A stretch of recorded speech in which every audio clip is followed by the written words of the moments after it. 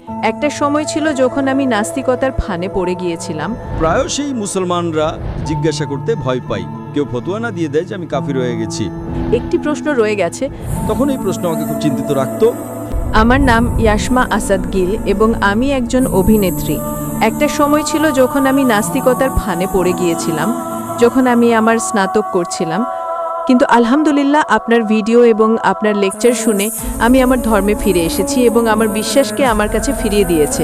তাই এর জন্য আলহামদুলিল্লাহ। এবং আমার দেশে, বিশেষ করে আমার শহরে আসার জন্য আপনাকে ধন্যবাদ। তো প্রশ্নটি হলো, যদি আমি কিছু ভুল বলি তবে আমাকে ক্ষমা করবেন, কারণ আমার জ্ঞান অনেক সীমিত।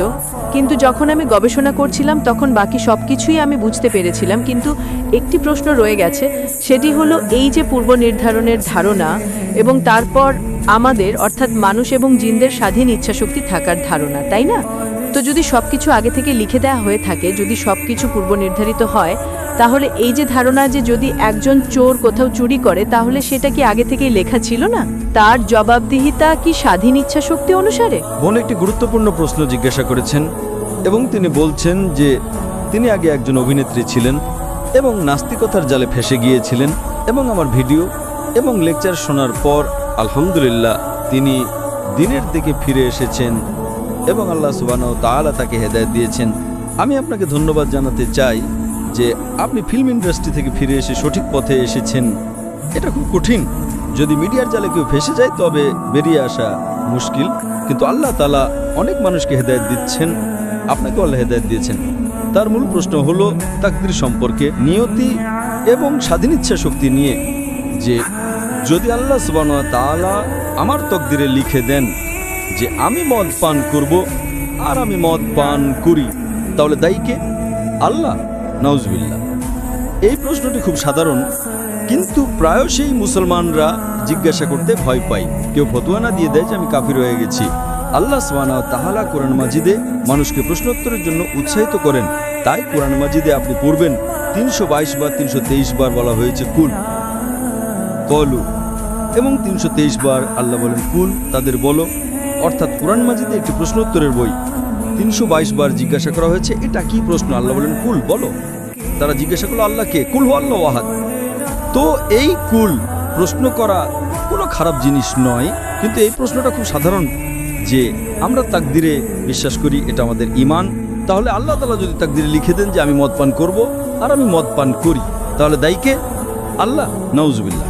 এর উত্তর হলো আমাদের বুঝতে হবে তাকদিরের মানে কি। এই প্রশ্ন যখন আমি দাওয়াতের ময়দানে প্রায় 35 বছর আগে শুরু করেছিলাম, তখন এই প্রশ্ন আমাকে খুব চিন্তিত রাখতো। কেউ আমাকে জিজ্ঞাসা করেনি, এটা আল্লাহর রহমত। আল্লাহর রহমত যে উত্তর পাওয়ার পরেই মানুষ জিজ্ঞাসা করে।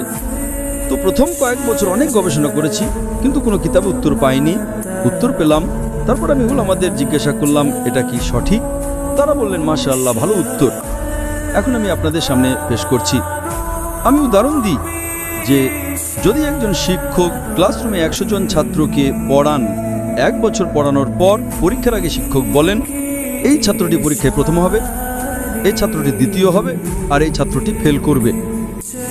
ক্ষমা করবেন, আপনাকে উদাহরণ দিচ্ছি শুধু আপনার জন্য। আর পরীক্ষার পর এটাই সঠিক প্রমাণিত হয়, এই ছাত্র ফার্স্ট ক্লাস, এই ছাত্র সেকেন্ড ক্লাস, এই ছাত্র ফেল করে।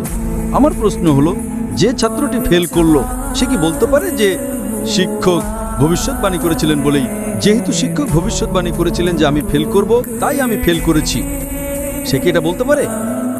হ্যাঁ কি না? না। শিক্ষক দেখতেন যে এই ছাত্রটি মেধাবী, ঠিকমতো হোমওয়ার্ক করে, বুদ্ধিমান, এই ছাত্রটি মাঝারি, আর এই ছাত্রটি ক্লাস ফাঁকি দিত, ক্লাসে আসতো না, সিনেমা দেখতো। তো শিক্ষক দেখেই ভবিষ্যৎবাণী করেছিলেন, আর শিক্ষক প্রায়শই সঠিক হন, কিন্তু তিনি মানুষ, ভুলও হতে পারে। ঠিক একইভাবে আল্লাহ সুবহানাহু ওয়া তাআলা একজন মানুষ নন, আল্লাহর কাছে অদৃশ্যের জ্ঞান আছে। আল্লাহ আগে থেকেই জানেন আপনি কোন সিদ্ধান্ত নিতে চলেছেন। উদাহরণস্বরূপ, এক ব্যক্তি একটা চৌরাস্তায় আসে, সে 4টে রাস্তার মধ্যে একটা বেছে নিতে পারে, রাস্তা নাম্বার 1, রাস্তা নাম্বার 2, রাস্তা নাম্বার 3, রাস্তা নাম্বার 4। সে বেছে নেয় রাস্তা নাম্বার 2। পছন্দটা কার? মানুষের, হ্যাঁ কি না? কিন্তু আল্লাহ সুবহানাহু ওয়া তাআলার কাছে ইলমে গায়েব আছে যে 5ই অক্টোবর রাত 1টার সময়, রাত 1:15 এই চৌরাস্তায় সে আসবে, তার কাছে 4টে পছন্দ থাকবে, রাস্তা নাম্বার 1, 2, 3, 4। আল্লাহ জানেন সে রাস্তা নাম্বার 2 বেছে নেবে, তো আল্লাহ তাকদিরে লিখে দেন আগে থেকেই যে এই মানুষটা 5ই অক্টোবর রাত 1:15 রাস্তা নাম্বার 2 বেছে নেবে। তো রাস্তা নাম্বার 2 কে বেছে নেব, আল্লাহ নাকি সেই মানুষটা বেছে নিয়েছে? তাহলে দায়ী কে, আল্লাহ না মানুষ? মানুষ। সে এগিয়ে যায়, আরো 3টে রাস্তা আসে, রাস্তা এ, রাস্তা বি, রাস্তা সি।